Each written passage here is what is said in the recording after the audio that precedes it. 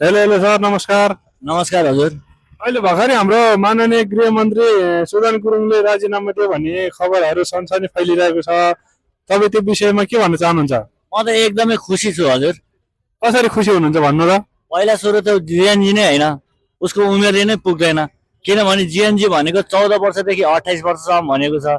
जस्तो म 40 वर्ष मैले जिएनजी हो म भनेर भयो भएन नि। जिएनजीमा उमेर राखेको छ नि, अनि उमेर राखेर आफै नीति बनाउने अनि आफै उमेर कटेर चाहिँ म जिएनजी भनेर हुन्छ। त्यही कुरामा चित्त बुझाएको थिएन, एकदमै ठिक भयो, एकदमै राम्रो भयो।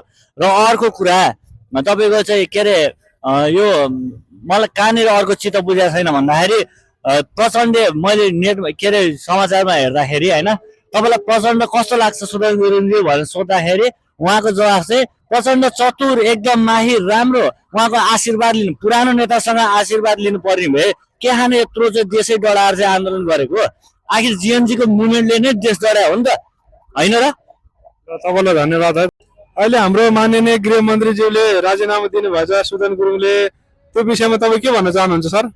होइन, गृहमन्त्रीज्यूले जुन शपथ नै तपाईँको जाने संविधान नभइसके पछाडि प्रधानमन्त्रीले पनि भोलि राजीनामा गरेर त्यसै गरी जाने बाटो त्यही नै हो।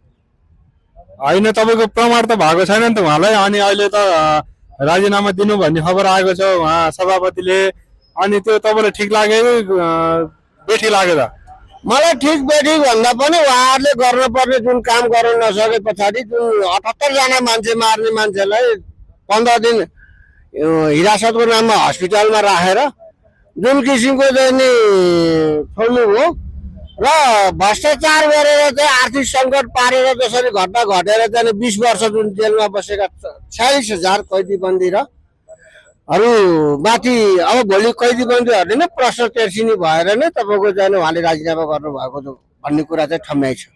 धन्यवाद सर। अहिले हाम्रो माननीय गृहमन्त्री सुदन गुरुङले राजीनामा दिनुभएछ, तपाईँ त्यो विषयमा के भन्न चाहनुहुन्छ? बिल्कुल गृहमन्त्री उहाँले दिनु हुँदैन। यदि उहाँले दिनु हो भने भोलि फेरि उही पुरानो हिजो जो थिए नि गणतन्त्रवादीको रूपरेखा हो। सर, अहिले हाम्रो माननीय गृहमन्त्री सुदन गुरुङले राजीनामा दिन लाग्नु भएछ, त्यो विषयमा तपाईँ के भन्न चाहनुहुन्छ? गृहमन्त्री सुदन गुरुङ बाबुले उहाँले चाहिँ राजीनामा गर्न पर्दैन। किन होला भनिदिनु त? किनभने उहाँले सम्पूर्ण आफ्नो सम्पत्ति पारदर्शी गरिसक्नु भएको छ होइन, कहाँबाट आएको कसरी आएको सम्पूर्ण कुरो खुलाइसक्नु भएको हुनाले त्यसमा राजीनामा गर्नुपर्ने कुनै किसिमको चाहिँ अप्ठ्यारो स्थिति म देख्दिनँ। धन्यवाद सर। नमस्कार।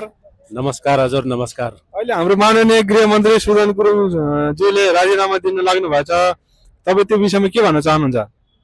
राजीनामा नदिएको राम्रो। आफ्नो सम्पत्ति चाहिँ प्रस्त मैले यहाँबाट कमाएको, आफूले कमाएको सम्पत्ति यहाँबाट कमाएको भनेर खोलाएपछि राजीनामा दिनै पर्दैन।